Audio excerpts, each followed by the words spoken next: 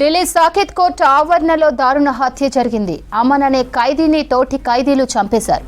ఈ ఘటనలో మరో ఇద్దరికి గాయాలైనట్లు తెలుస్తోంది. అమన్ పై అండర్ ట్రయల్ ఖైదీలు జితేందర్, జయదేవ్ పై దాడి చేసినట్లు చెప్పారు పోలీసులు. గతంలో అమన్, జితేందర్ మధ్య శత్రుత్వం ఉన్నట్లు తెలుస్తోంది. 2024లో జితేందర్ అతని సోదరుడిపై అమన్ కత్తితో దాడి చేసినట్లు సమాచారం.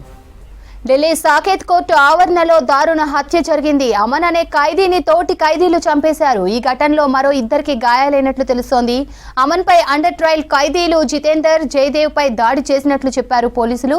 గతంలో అమన్, జితేందర్ మధ్య శత్రుత్వం ఉన్నట్లు తెలుస్తోంది.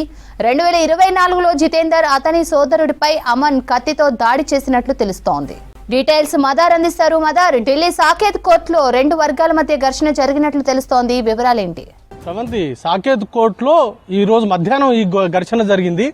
రెండు గ్రూప్స్ అంటే అండర్ ట్రయల్ ఖైదీలుగా ఉన్నారు. వారంతా ఒకే లాకప్లో ఉన్నటువంటి సందర్భంలో అమన్ పైన ఇద్దరు వ్యక్తులు, వాళ్ళిద్దరు కూడా అండర్ ట్రయల్ ఖైదీలుగా ఉన్నారు. ప్రస్తుతం వాళ్ళు తిహార్ జైలు 8వ బ్యారక్లో ఉంటున్నారు. వారిని కోర్టు ప్రొసీడింగ్స్ కోసం ఈరోజు సాకేత్ కోర్టుకు తీసుకొచ్చారు. కోర్టు ముందు హాజరుపరిచినటువంటి క్రమంలో ఎక్కడైతే లాకప్లో ఉంచారో ఆ లాకప్లోనే ఈ ఘర్షణ జరిగింది. రెండు వర్గాలు కూడా ఒకరిపై ఒకరు దాడులకు పాల్పడ్డారు. దాంట్లో అమన్ మృతి చెందినట్లుగా ధృవీకరించారు వైద్యులు. తన గొంతు కోయడంతో తను మరణించాడు. అయితే ఇద్దరు కూడా ఈ దాడికి పాల్పడిన వాళ్ళలో జయదేవ్ అలాగే జితేందర్ ఇద్దరు కూడా తనపైన దాడికి పాల్పడ్డారు. అయితే అమన్కు, జితేందర్కు గతంలో 2024లో పాత కక్షలు అనేది కూడా ఉన్నాయి. గతంలో ఆయన అమన్ జితేందర్ పైన దాడికి అనేది కూడా పాల్పడ్డాడు. కత్తితో తనపైన, తన సోదరుడి పైన దాడికి కూడా యత్నించారు. అప్పటి నుంచి కూడా ఇద్దరి మధ్య పాత ఘర్షణలు ఉన్నాయి.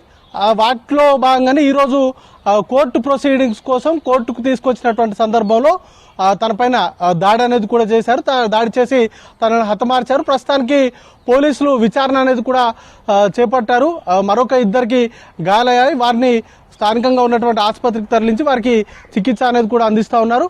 అయితే ఇద్దరు గతంలో ఉన్నటువంటి ఘర్షణలు కారణమా, లేకపోతే తిహార్ జైల్లో ఉంటున్నప్పటి నుంచి కూడా ఏదైనా ఘర్షణలు ఉన్నాయా, ఈ రోజు దాడికి యత్నించడానికి, దాడికి పాల్పడడానికి కారణాలు ఏంటి, లేకపోతే లాకప్లో ఉన్నటువంటి సందర్భంలో ఇద్దరి మధ్య ఏమైనా తగువ ఏర్పడిందా, అన్ని కోణాల్లో కూడా వారికి సంబంధించినటువంటి విచారణ అనేది కూడా చేపడుతున్నారు. అయితే సాకేత్ కోర్టులో గతంలో కూడా ఇట్లాంటి ఇన్సిడెంట్స్ జరిగాయి.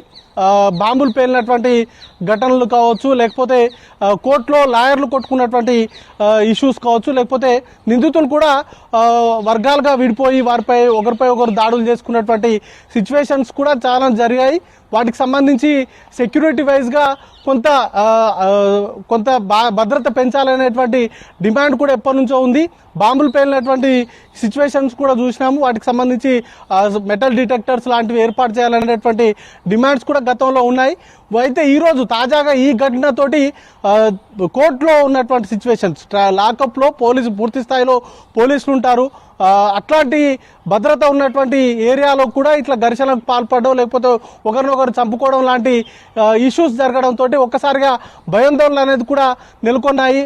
పోలీసుల భద్రతలో ఎక్కడ లోపాలు జరిగాయి, వాటికి సంబంధించినటువంటి అంశాలపైన కూడా విచారణ అనేది కూడా చేపట్టేటువంటి అవకాశాలు ఉన్నాయి. పూర్తిగా అయితే ప్రాథమికంగా ఉన్నటువంటి సమాచారం మేరకు గతంలో ఉన్నటువంటి కక్షల ఆధారంగానే వాటిని బేస్ చేసుకుని ఈరోజు అమన్ పైన దాడికి చేయడము, దానిని హతమార్చడం లాంటి జరిగినట్లుగా పోలీసులు అయితే అనుమానిస్తున్నారు. ఇక మిగతా కోణాల్లో కూడా వాటికి సంబంధించినటువంటి సెక్యూరిటీ ల్యాబ్స్ కావచ్చు, ఇట్లాంటి అంశాలపైన కూడా విచారణ అనేది కూడా చేస్తున్నారు. శ్రవంతి.